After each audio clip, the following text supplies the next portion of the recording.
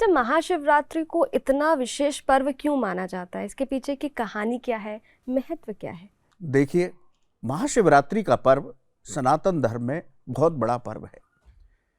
महाशिवरात्रि के पर्व की महिमा का गुणगान भगवान शिव ने स्वयं अपने श्रीमुख से किया था।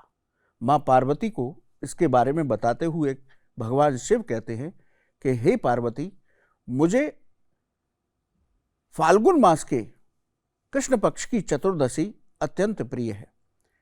इस पर जो मेरा महाशिवरात्रि का व्रत रह करके पूजन करते हैं, उन साधकों की मैं सभी मनोकामनाएं पूरी करता हूं, उनके सभी कष्टों को समाप्त करता हूं और अंत में वो मेरे वैकुंठ लोक में, मेरे लोक में स्थान प्राप्त करते हैं। मेरे चरणों में उनको स्थान प्राप्त होता है।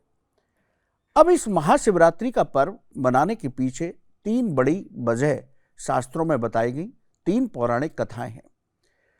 जब सृष्टि का निर्माण हो गया तब ब्रह्मा जी को यह लगा कि मैं ही सृष्टि में सबसे बड़ा हूं।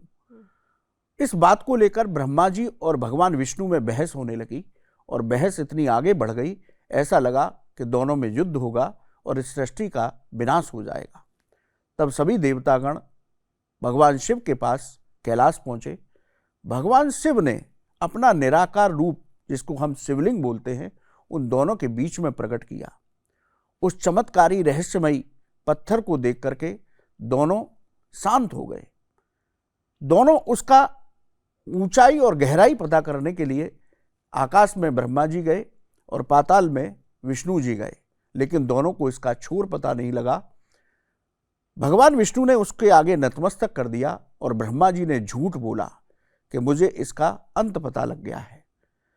तो इसका भी दंड उनको भोगना पड़ा।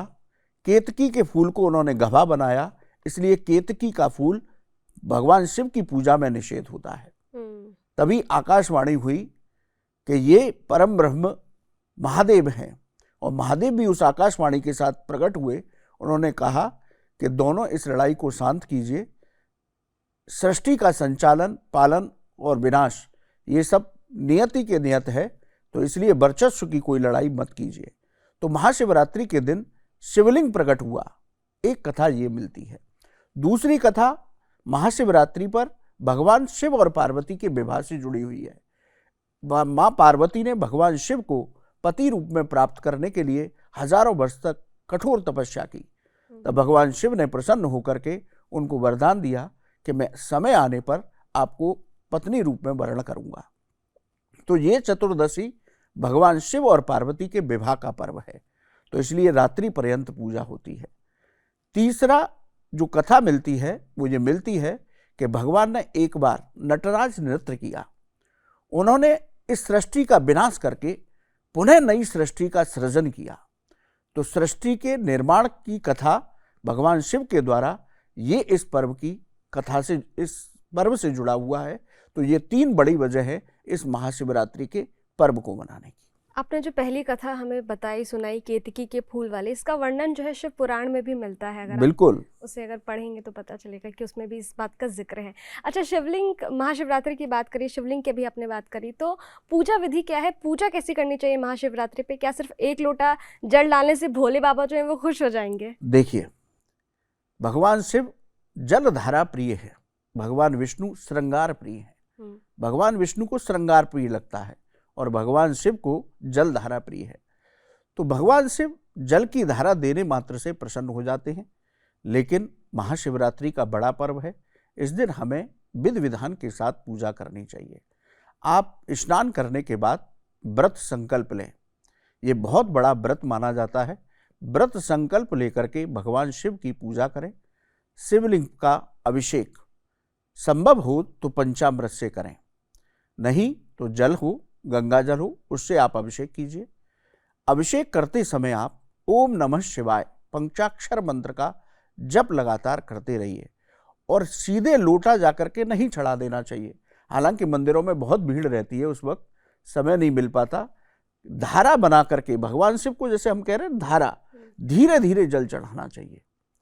अच्छा, आनंद के साथ, प्रेम के साथ। हाँ, पर उस दिन थोड़ा सा मंदिरों में ये व्यवस्था नहीं हो पाती, तो फिर भी कोशिश करिए, यदि ऐसा संभव हो तो आप इस तरह से धारा बना करके जल अर्पित करें। उसके बाद उनको चंदन चंदन लगाना चाहिए, उनका श्रृंगार करना चाहिए, त्रिपुंड बनाना चाहिए शिवलिंग पर।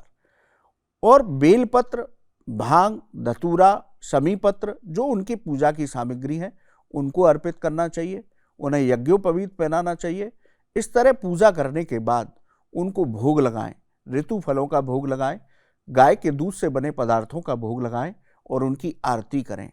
आरती पूर्ण होने के बाद उनको दंडवत प्रणाम करें और पूजा में हुई गलतियों के लिए क्षमा याचना करें कि हे प्रभु, हमसे कोई गलती बनी हो तो उस गलती को, हम आपके अबूझ बच्चे हैं, हमें माफ करना। इस तरह से हमें क्षमा याचना करते हुए साष्टांग प्रणाम करना चाहिए। उसके बाद कम से कम एक माला ओम नमः शिवाय मंत्र की और एक माला महामृत्युंजय मंत्र की अवश्य जप करनी चाहिए। आपके पास समय नहीं है तो ये 2 माला तो आप अवश्य करें। उसके बाद अपने काम पर यहाँ जहाँ जाना चाहते हैं, जो दिनचर्या है उसका निर्वहन करें। पूरे दिन शांत मन से शिव का ही ध्यान करते हुए व्यतीत करें।